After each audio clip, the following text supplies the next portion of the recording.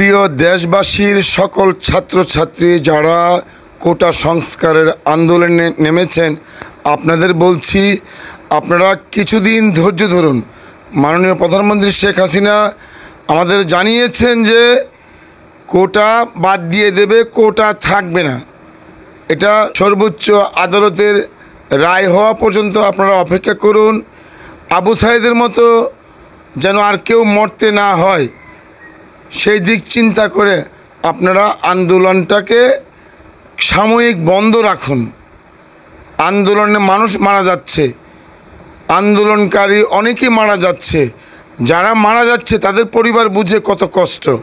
তাই প্রিয় ছাত্রছাত্রী ভাই বোনেরা, আপনারা সাময়িক আন্দোলন বন্ধ রাখুন। সর্বোচ্চ আদালতের রায়ের অপেক্ষা আমরা দেখি রায়ে কি আসে। ইনশাল্লাহ ফলপ্রসূ হবে, যেহেতু আমাদের মাননীয় প্রধানমন্ত্রী শেখ হাসিনা বলেছেন যে আন্দোলন করার দরকার নাই, কোটা সংস্কার করে দেব, কোটাই থাকবে না। মানবিক লিটন ভাই, আল্লাহ হাফেজ।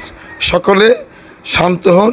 এটা হচ্ছে আমার মানবিক লিটন ভাইয়ের অনুরোধ, দেশবাসীর অনুরোধ, একটু শান্ত হন। আল্লাহ হাফেজ।